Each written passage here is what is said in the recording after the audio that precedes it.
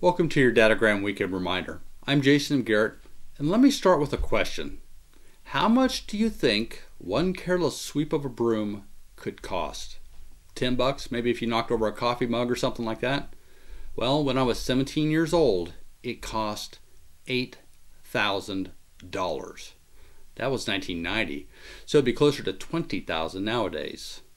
Yikes. Here's what happened. I had just started a job at a plastics factory, and my first job was really pretty simple. Sweep the factory floor. It was filled and covered with dust. It hadn't been done in a long time, so they gave it to me. One day, I came across this big dust-covered lump about the size of a human person lying on their side. It looked just like junk to me, so I figured I'd do the place a favor and clean it off. I took my broom, and strangely, as my broom approached it, I hesitated for a moment. That little voice inside of me saying, "Don't do it." But I ignored it and I swept away the dust, and it was covered with it, about an inch thick. A few hours later, I heard a scream. I looked around and my boss was waving me over, eyes bulging. He was very angry. Turns out that lump was a polished art sculpture worth $8,000, and the dust on it was to protect it from scratches. It was a demonstration piece of the high gloss finish that they could perform, and it was supposed to be in a show in a few weeks. My broom bristles had covered it with micro scratches.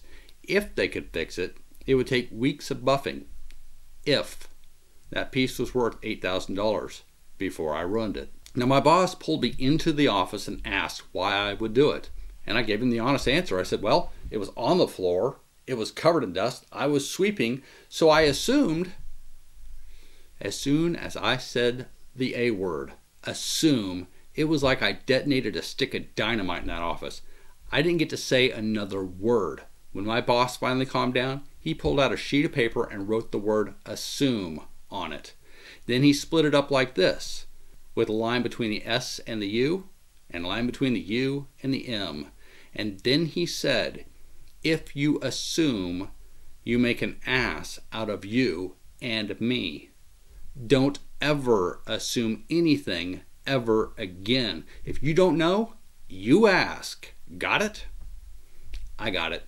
That lesson has stuck with me, and I still teach it today.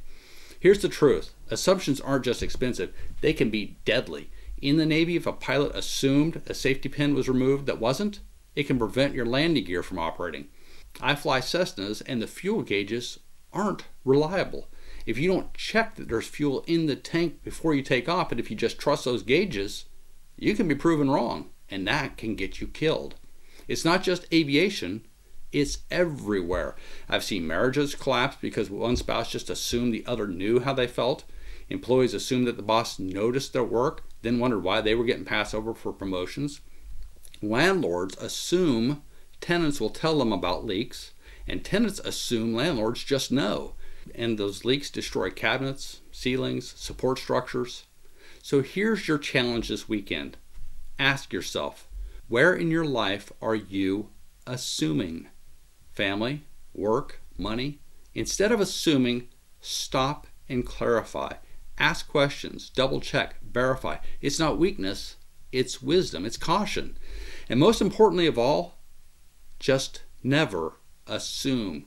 If you use that word in your daily vocabulary, you need to take a hard look at what you're doing and stop it, because there's no room in your life for assuming anything.